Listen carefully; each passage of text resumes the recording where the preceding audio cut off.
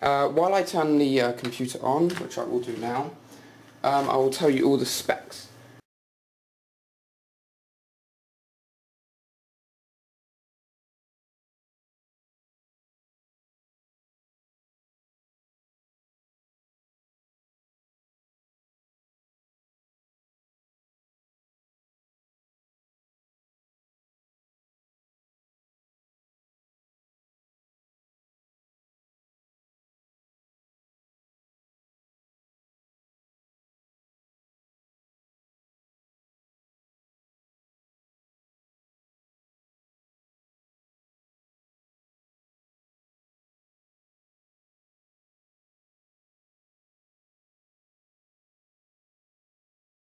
Now, let us get started on the benchmark. Now, I'm going to use HW-Info.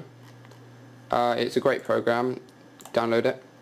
And it tells you all the temperatures you could possibly want, and speeds and clocks and whatever, on basically everything. Now, if I zoom in, you'll be able to see easier. I'll zoom in a bit more when I'm actually showing you tests. Now at idle, I'm using core temp here. If I put that to the side, should be able to see it's got at the moment it's 25 Celsius. The ambient temperature in this house is 21 Celsius, so that's pretty good for a stock cooler. I have overclocked it to 3.6 GHz. The standard clock is 3.2 GHz, and it's staying at 24.5 degrees according to that temperature there. Now that is the CPU temperature. You can see below there's another temperature. If I zoom out, you've got the CPU 0 temperature and then the CPU temperature. I really have no idea which one to go by. Apparently if it's on an AMD system you should go by the CPU 0 temperature, the one that's shown by core temp. But you know, there's both and you make a judgment for yourself which one you want to use. Now I'm going to run a benchmark using Pwm 95. I'm going to leave it running for about half an hour and then show you these temperatures again. Right, now Pwm's been running for a good half hour. It is now it's still going in the bottom corner over there, as you can see. Now if I just zoom in to the core temps, on core temp 1.0 RC5 we can see that the temperature at the moment is 49, 46, 47 degrees and the max is 58 degrees. It did get up that high.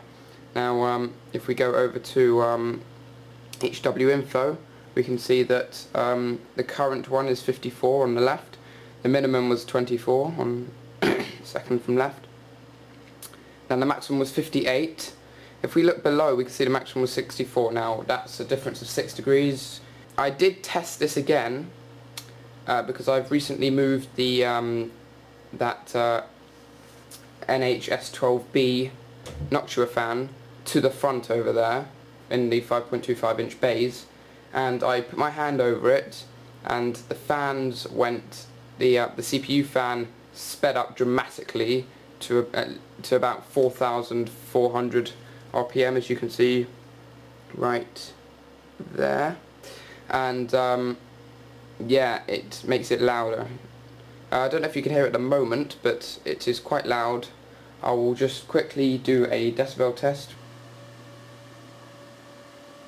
So we get about 48 decibels, as you can see on here. If I don't talk, oh, the camera's zoomed in, and you can see a massive reflection.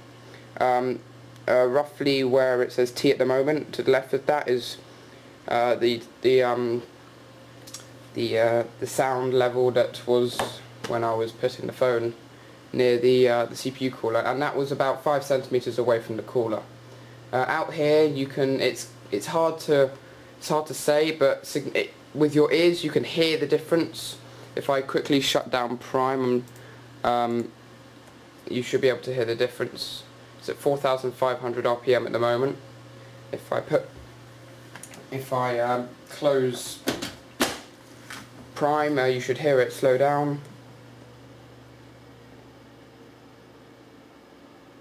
Don't know if you heard that, but yes, it slows down significantly, and it goes back to being a humble hum. quiet hum.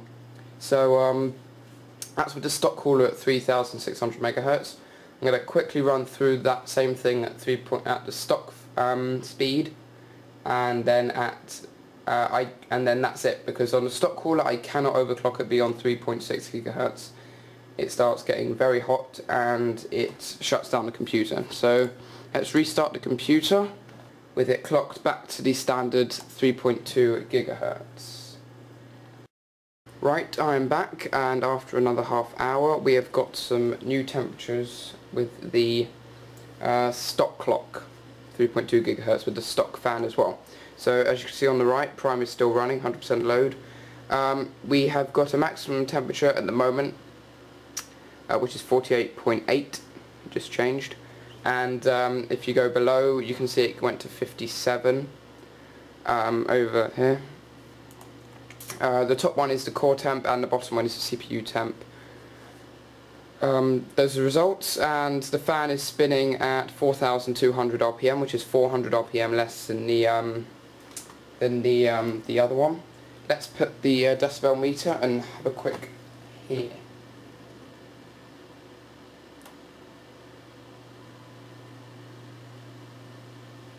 So we've got about 42 decibels. I believe the other one was 48 decibels, so we got 6 decibels less, which is quite significant. There's not much difference you can hear actually in sound, even though the phone does say so. It's still quite loud, and I would not like that. And I've put up with it for a while and I'm fed up with it. So let us, as I can't go any further with the OC, and there's no point turning off other fans because the fan is very loud and it just destroys any other fan in there. Let us switch the fans, and I will do a quick installation of the NH-D14, the massive one on here, over here. So that's what it's going to be, and I will be back in 2 secs.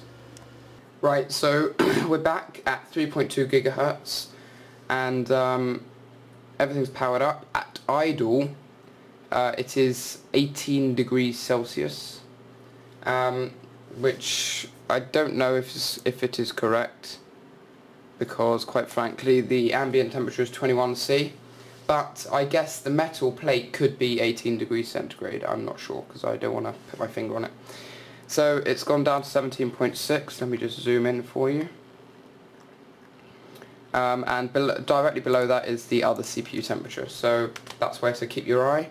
I'm going to do a blend test, and then also let's just put that up. A blend test on Pwm 95, and then be back in half an hour. Right, it has been running for a half an hour.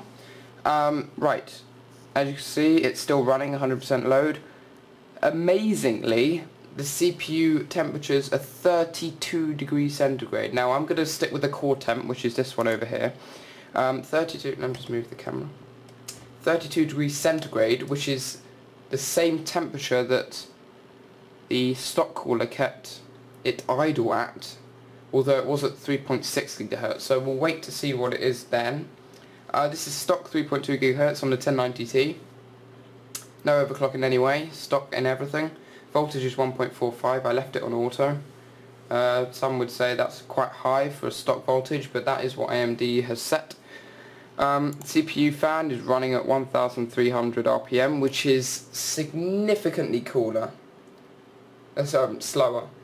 The other one was running at 3000 RPM, so this is significantly cooler. Well, it's cooler as well, but it's also running a lot quieter because the fan's running a lot slower.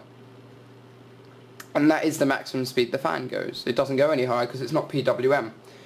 So, we have got 34 degrees. I'm going to stick with those temperatures because that's ones I've known. 34 degrees and at 3.2 gigahertz stock. And I'll be back after overclocking it to 3.6 gigahertz. We've got, where did it go? Here we go. Idle temp of 20, zoom in, 20.1 degrees Celsius, even below 20. So that is what the NH-D14 can offer at 3.6 GHz, which is not even, it's only like 2 degrees higher than the other one. So it's really nothing to be upset about. I'm going to do a blend test once again, leave it on for half an hour and see what results we get. Well, I've seen some massive fluctuations in my time. That sounds so old, oh my god. But this is something different. If we zoom in here, we can see that the temperatures are 37 degrees Celsius. It's fluctuating a bit, but it's roughly 37 degrees Celsius. 37 degrees Celsius is 20 degrees less than the stock cooler. 20 degrees. That is just significant change. It's amazing. So I have hopes that this can overclock further. But first I'm going to do the Northbridge Overclock to 3000 megahertz and then do a prime test and see what we get. So the highest we've seen is 39 Celsius. So yeah, let's stop this and overclock the Northbridge. Right, just got the computer booted up, and as you can see, the Northbridge clock is 3000 megahertz with the CPU clock still being 3.6 gigahertz. Now if we scroll down here, we're looking at 22 Celsius, which is about 2 degrees more, maybe less, 1.5 degrees more than when it was when the Northbridge was at 2000 megahertz. So the Northbridge just increases the rate that stuff can get to the CPU, so that's good. 3000 megahertz is good. I'm going to run a Prime 95 test for another half an hour. This is becoming very time consuming. And I'm going to tell you what happens. But let me just test the noise, because the noise obviously stays constant no matter what, because it's not Pwm. The stock cooler was Pwm, that's why you could hear it. I'm going to do a decibel test and stop speaking. Right, so I've got, with all the other fans on in the case, we've got 33 decibels, which is pretty good. I can't hear it, although a decibel meter picks it up. I can't hear any difference, to be quite honest, because the fans are inside the case is sealed, and pretty much the only fan I can hear is the other front two fans, and perhaps the side fan, and they're quite quiet and they don't make much noise. If I just do a decibel test from my position, which is about a foot away from the computer,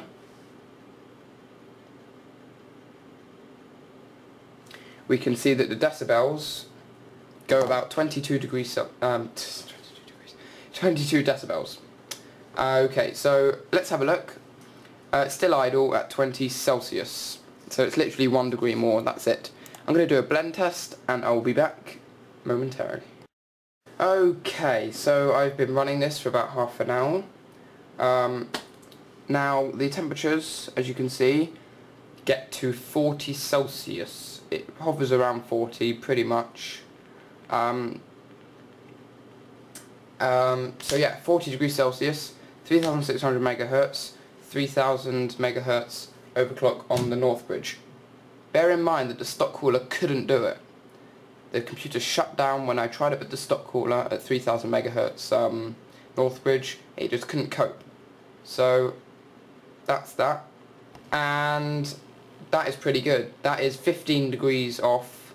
Actually no, it isn't, because that failed, that stock cooler. So yes, this is a pass, and I have high hopes. I'm going to keep the Northbridge at 3000 megahertz when I overclock it. I've never overclocked it further than this. I'm going to try 4 gigahertz, and I can't wait to see what I get. Right, I ran it at 4000 megahertz and Prime crashed. Tried a few games, they crashed. So 4000 megahertz doesn't seem to be working. It's not the temperatures, I can guarantee you that. Just the CPU doesn't want to go to 4 gigahertz. So I've settled for 3.9 gigahertz, which is only 100 megahertz less per core. So we have got 3.9 megahertz, 3 gigahertz, 3.9 gigahertz with a 3 gigahertz Northbridge. Idle temperatures, scroll down, as you would expect from this brilliant Noctua fan, only 21 degrees. It's just remarkable. 21 degrees or 31 degrees depending on what one you're going to look at, but there we go, 21 degrees. Now I'm going to run a blend test on prime and we will see how it goes. Right, so we have got temperatures of 42 degrees centigrade maximum. Now the CPU is 100% as you can see over here, and we get a maximum temperature of 42°C. It's stable, it hasn't crashed. That's pretty much all I have to say. 42 Celsius at 3.9 gigahertz is pretty impressive. I'm going to see what I can do with the 4 gigahertz. I would like to get it to 4, but it's not stable, so I'll have a play around with the voltages and the Northbridge frequency and see what we can do. So I will be back. Right, as a quick update, I'm just here to say that 3.9 gigahertz is the highest. This has nothing to do with the cooler, I can guarantee you that, because the temperatures are still ridiculously low. They're even lower. They're lower than the stock one could keep it at stock speeds. So yeah, I'm not disappointed with the cooler. It's just that the processor doesn't want to do it. So I'm going to now take out the D14 and put in the smaller competitor with only one fan, and somehow it's going to beat it. I really can't see it, but you know what? People have been surprised. This is going to be a remarkable victory for Noctua if they can manage a cooler of smaller size. It can clear all types of RAM and it's only got one fan. If they can pull this off, then I am impressed, and I cannot wait for the D14 update. So I will be back after installing this. I'm sorry if this video is getting a bit long, but bear with me, we're nearly done. So yeah, I will be, the next time you will see me is installing this cooler. Right, now with this Pwm fan on the U14S, you've got to bear in mind that the idle temperatures are bound to be higher due to the fact that the fan's going to run slower because it hasn't reached the temperature threshold. So let's see what temperatures we get.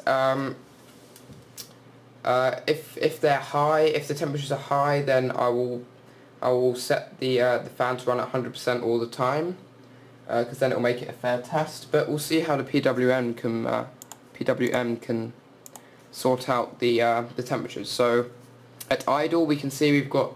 Let me just scroll down. Zoom in and scroll down.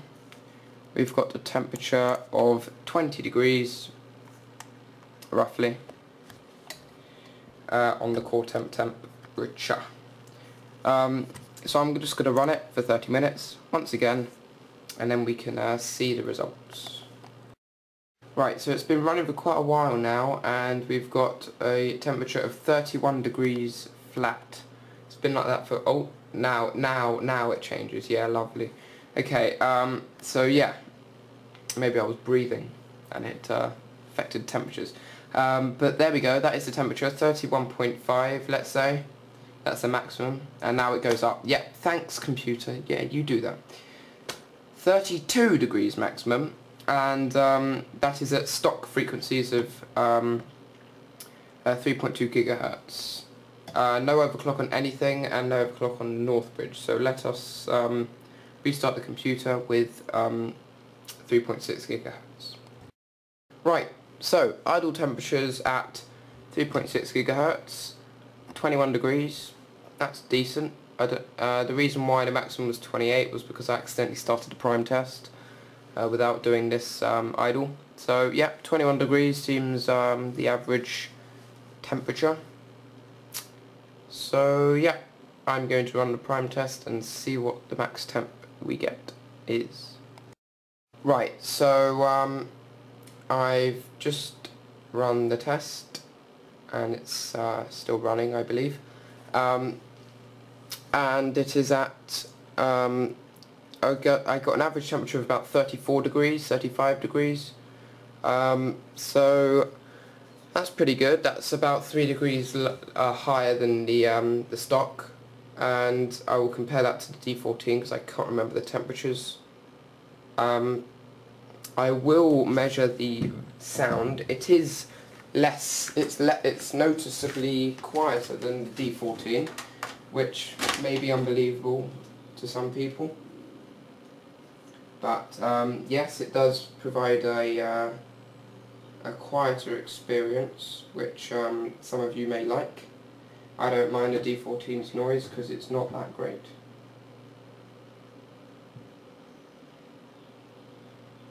Right, with the phone about 5 centimeters, maybe 4 centimeters away from the fan, we can see a sound level of about 30 decibels.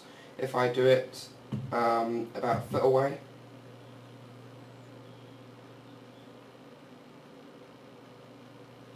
we can see about 23 decibels. So it's quieter. I don't know if the decibels match up to the other ones, but to my ears it sounds quieter, because logically it should be, because there's one less fan and this fan's bigger, so bigger fans make less noise because they have to run slower. And that's at maximum speed because it's at 1200 RPM, which is the maximum speed of the fans. You can see right at the bottom of the screen there. And it's keeping the temperatures pretty well, 35 degrees. I don't know why, but the blend testers run it down to 1600, that's why the temps go down. But 35 degrees is the average temperature at 3.6 gigahertz. Now to bump up the Northbridge to 3 gigahertz. Right, so idle at 3.6 gigahertz with the, if I scroll down, scroll up, with the Northbridge at 3 gigahertz, we can see temperatures of about 22 degrees, which is good. 22 degrees at idle. I'm just going to run the prime test and see how we get on. Right, it's been running for a while now, and we've got temperatures of 37 degrees when it's been running at 3600 megahertz. That's pretty good. That's 2 degrees higher than the when the Northbridge was at stock at 2000 megahertz. So an extra 1000 megahertz for 2 degrees is pretty good. I'm going to restart the computer now and bump it up to about, well, not about, I'm going to do it to 3.9 gigahertz, as 4 gigahertz does not work, unfortunately. So yeah, let's do that and I'll be back. Righty here, I'm back, and at 3.9 gigahertz with the Northbridge at 3 gigahertz, we can see temperatures of 22 degrees at idle, which is good. The fan is running at 900 RPM, 950 RPM, so that's good. I'm going to do the Pwm 95 test and then we will see what we get. Right, after running the prime test for a while, we've got temperatures of, I don't know why it keeps doing that, it keeps clocking it down to 1600 every so often. But when it was at 3900, it was at 37 degrees. That's good temperatures for that one single fan and single cooler, so that's not bad. I'm going to stop everything now and then compare the coolers side by side and then have a look at the video of the temperatures and see which one kept the best temperatures. So I will be back. Right guys, so the question is, what cooler did I like the most? Well, the one inside the case at the moment is the winner, and let's find out what it is. The single fan Noctua NH-U14S. That is the winner. I must say, I looked over the temperatures and I looked over me saying that the D14 was the clear winner, but it wasn't, because this The NH-U14S is the winner because the temperatures were just somehow lower. I don't logically see how, considering one fan, that's half the amount of fans, half the amount of heat sinks, and yet it still manages it. So I don't know what Noctua have done to this fan, but the technology they've put into that heatsink has got to be winning material, because quite remarkably it is the best cooler from Noctua at the moment. Considering that the NH-D14 was considered the best, has been considered and still is considered the best cooler out there, considering it's super quiet, but it is, the downsides to it are that it's huge. The fans can get in the way of the RAM, and it's just people don't like having such a massive cooler in their case. I don't mind that. None of that has influenced my choice. The only thing that's influenced me is the fact that the temperatures are significantly less, considering that it's only got one fan and one heatsink. It's a tiny bit higher. It does come quite close to the window here, but you know what? It really does do it. Does the job. Keeps the temperatures below the NH-D14. And you know what, I just don't have anything to say that's bad about it. It's quieter than the D14, it's smaller than the D14, it performs better than the D14, and it's PWM, so it can go slower. So there's pretty much, and you can add another fan if you want it even cooler, but that would add noise. So that sums up my review here today. So that would really help if you'd like, subscribe to my channel for more reviews, and feel free to comment below of any questions you have, whether it to do with the D14s, my case, my computer, or the U14S. But I must say that's getting a huge thumbs up from me. It's quiet. I've just said it all. There's not much more to say. But the one thing I will show you is the front, where I did mention earlier about the Meccano additions. That's it. That's a bit of Meccano with a bit of Velcro right there. And you know what? It does the job. It's stable. It doesn't move, and it definitely it definitely helps the temperatures inside the case remain low. So thanks for Noctua for sending me this, and yeah, there's not much more to say. Thanks for watching, and I'll see you later.